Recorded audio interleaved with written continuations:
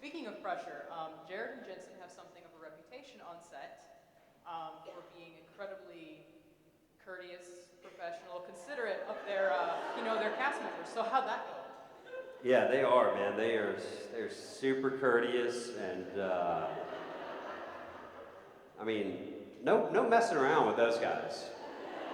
It's like they just show up and they just deliver. They just do their job, you know. And if you're there to like horse around, it's not the show for you.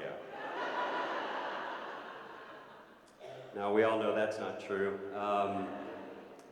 Yeah, those guys have the greatest job. They really do, and they enjoy it. They know it, and they have a lot of fun.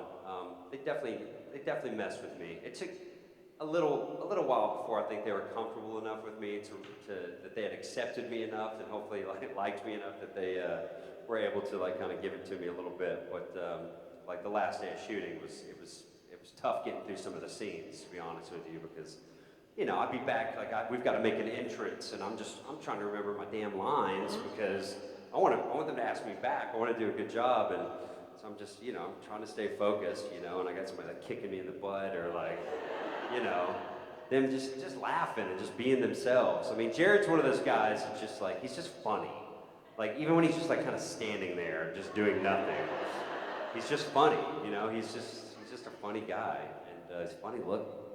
And no, I'm just kidding. No, he cracks me up. And Jensen's more kind of laid back. Jensen's really funny too, but he's not as like obvious about it as Jared. Like Jared can't contain himself, you know. He just can't. It's just hard for him to reel it in. Jensen just kind of more like lays back and like watches Jared do his thing, and then you know Jared's a little more subdued about it, but he's also very funny as well.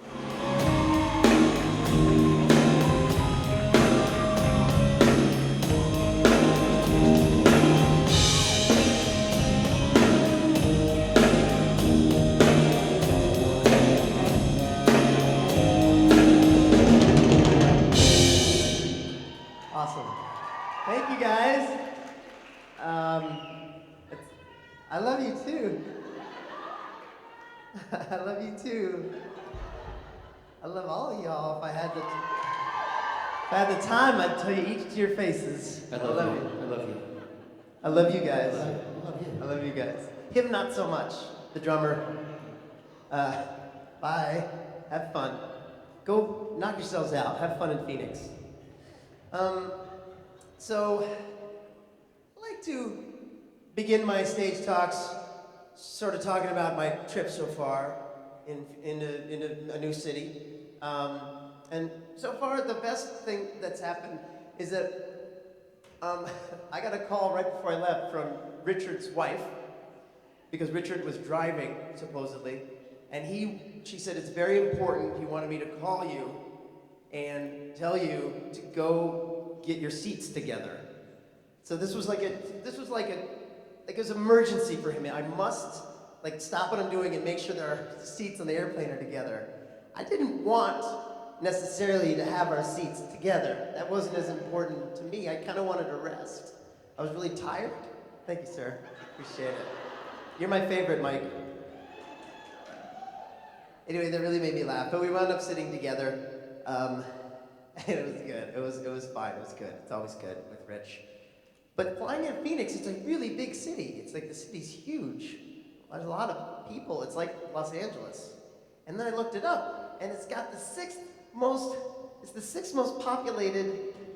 Is this so I can lay down?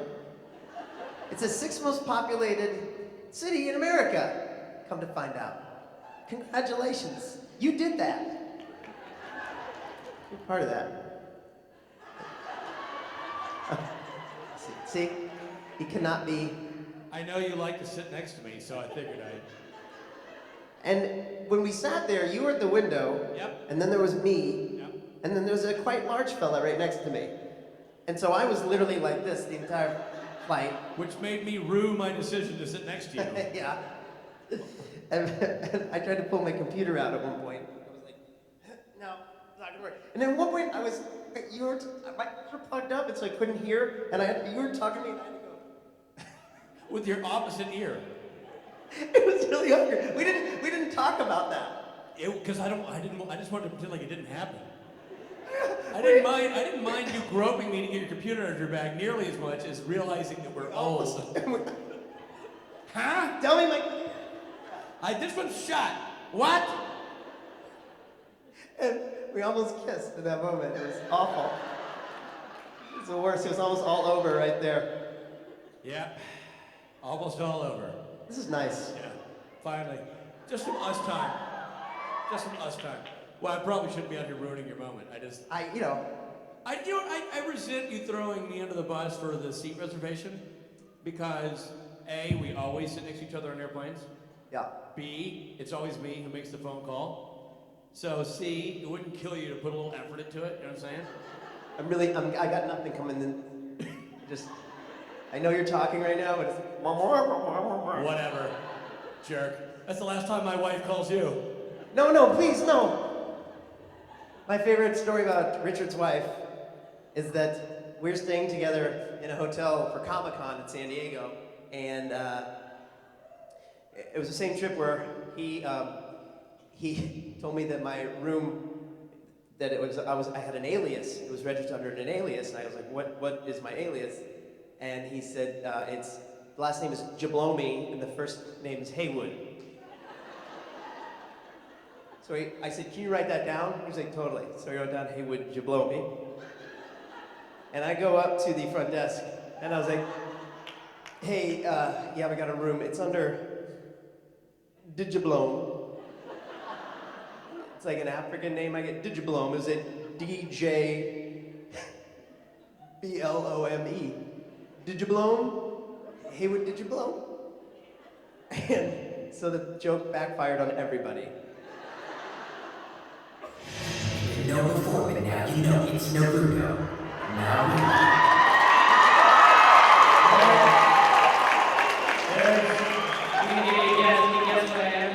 Naruto. No, I'm not Naruto, I'm God. Come on. Oh, you're so imbecilic sometimes. So good guess, right? You look awesome. I was gonna go more of an anime. What do you have on your back then? It's a gourd. Balls. Okay, Oh my god.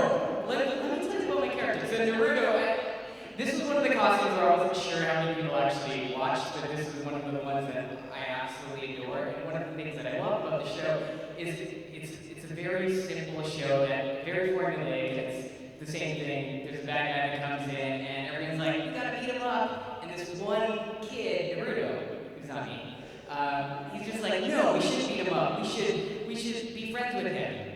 And then they become friends, and the evil person becomes good. Oh. Right? It's good lesson. So, a lesson for all of you who interact with Mark Sheppard this weekend. Thank you, nice. That's exactly what I did to Mark, actually. Did it work? Yeah, I think so. I want to cover that theme song. That theme song is pretty awesome. Really cool. Asian Kung Fu Generation. That's what they call it? I mean, they've done a million It's things. kind of on the nose for a name, isn't it? A little bit, but I actually really like that one. It's also very English. Yeah, really nice, right? I like it. Maybe we should learn that one. I feel like that's the future for this guy. Yeah, for sure. Speaking of this guy, let's put our hands together for Mr. Osric Osric Chau. Chau!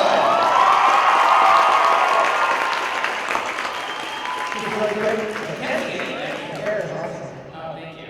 Did you notice my eyebrows? They don't exist. Yeah, why don't you see the makeup? It's pretty great. Yeah, so actually one of the volunteers who's helping out in the photo ops, her name's Kat, she made the costume.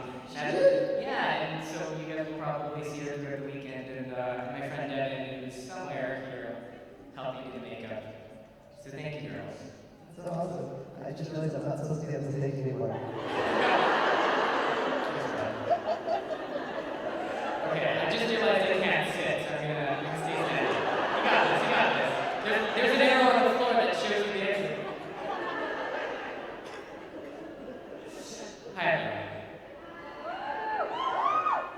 So let me talk about it a little bit. Just go on. Okay, so I actually love the show, and it's been running for 15 years, and it finally ended just recently. And it's just one of those really bittersweet moments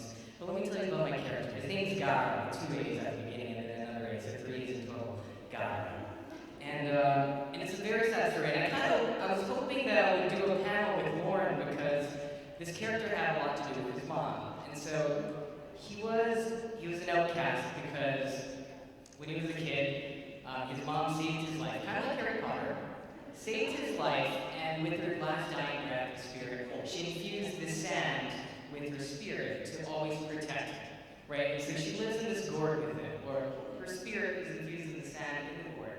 And anytime someone tries to hit him or approach him, the sand will protect him. And so Gara had this perfect defense that no one could breach. But because of that, people were afraid of him. People wouldn't talk to him, and he became super isolated. And so he turned into this monster that was also this village's secret weapon because he was so strong.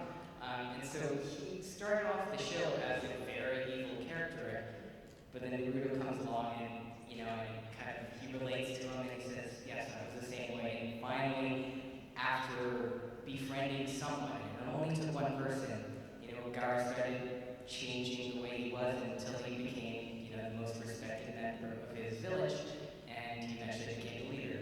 And it's just this wonderful thing, and his mom still protects him, but now that he has the love and support of friends and family, it makes the world a difference. And so I really like this character in particular. I mean, Naruto obviously just because he's so stupid, and it reminds me a lot of myself of just doing things for the sake of doing it. But Gara, because maybe it's the eyebrows, maybe just because he has no eyebrows. I just really like the look of it. This was one of the characters that I've always wanted to do. So here I am. Okay. Hey, if I can address your majesty, out of the many years you've been Crowley, what do you think was his worst deal made? The worst what? The worst deal he made. The worst deal he made? I don't think he's made a bad deal. No, that was fun. Bitch deserved to die. I love Rachel Miner, but Meg needed to die. What? Should have killed Cass. Oh, really? Nobody asked that question at the end of a season, did they? Hey, Good afternoon. So my question's pretty simple. Do you feel there's a lot of overlap between your incarnation of Badger from Firefly and Crowley? there's no overlap at all. I don't think so. I hope not. They look like me. That's the only problem. Unless I run around putting massive amounts of prosthetics on. But yeah. What? I don't think Crowley's a man of the people. I think he's a man to himself. Quite the opposite. What's it like to be in Everything Ever? Because you're in a lot of shows. In Everything Ever? Yeah. It's omnipotent. Omniscient. Omnipresent. Fun. Hey, yeah. What should we expect Crowley's reaction to be after being called Winchester's bitch? Should be exactly this. Weren't you watching the show? That was the look. I was just talking to. This is about my children, and I wanted to talk about them because they make me so tired. And we have a system. So I've spoken of this before. We have a system whereby we start with the kids not in bed with us, but before they're actually asleep, they are in our bed, and then they stay there the whole night. So it's a what? You hear me? Thank God. What? I can't really tell. How old are you, ma'am? Yes. Are you the mother of small children, or are you a grandparent? I cannot see anything. You're the mother of small children. I see that.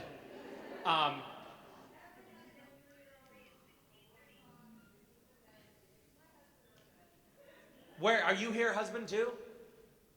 I am sorry, sir. So anyway, a bed is not a safe place for grown-ups anymore.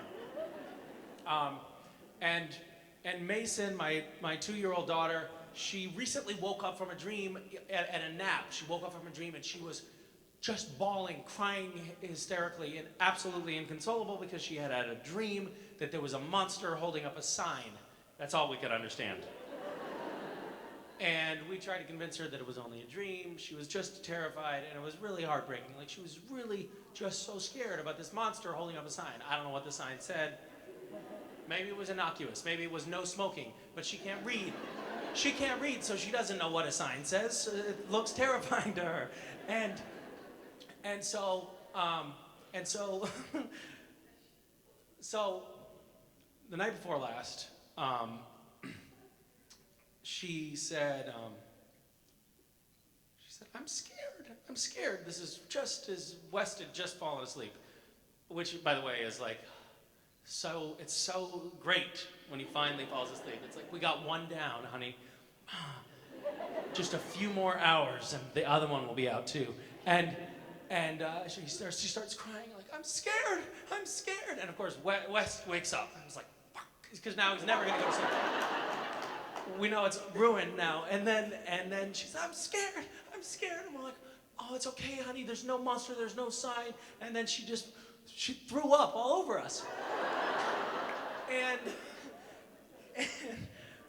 for her, she doesn't know, like, she's 2. So for her, she doesn't know how to say, like, I'm experiencing nausea right now.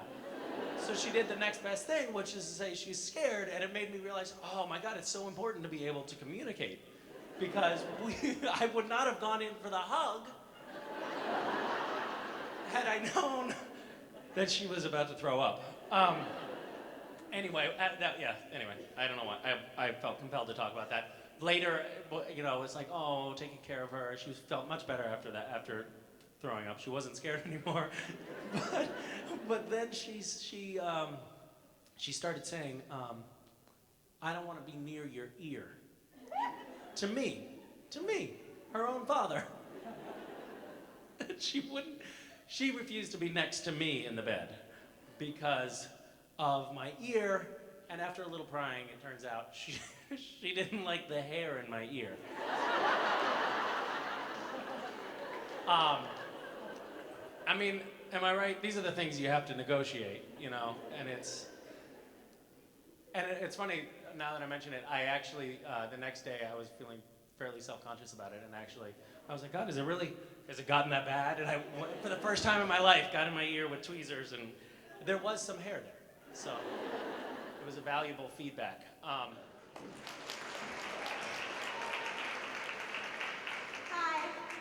Hi. My question is, what's your favorite memory, like, on the set with everybody? Favorite memory on the set of SPN? Well, it's always good when you don't forget your lines on the first day. My first day, I think I had 10 scenes with Jensen. We were doing all the hospital stuff where, Jared's characters, Sam's in bed and he's sick and he's dying, and we just worked all throughout the day. There was a lot of scenes. It was very ambitious. There were smaller scenes, but they were all one after another, and they were very emotional. As long as you've been doing this, when you go on to a new show, you're always, wow, this is really loud. It's always a challenge, and I just happened to be, I'd never played an angel before, but I connected to this character. The writing was really good, so it ended up working out. But I mean, a fond memory, it's hard not to have fun with those boys once you get comfortable with them. They're always messing around, they're always joking around on set when you can in between takes. And there's there's a levity between takes with those guys. There's a real chill mood on set, whereas, that's not always the case. Sometimes you do shows and there's tension between actors, not everybody gets along. You might have the producers coming down and, stressing people out, or oftentimes there's drama that's unspoken, and as a guest or someone who's only there for a short amount of time, you're kind of the one who's outside of that, but you're the most uncomfortable because you're very, conscious of it, but you can't do anything about it. So you have to ignore it and go about your day. Thanks.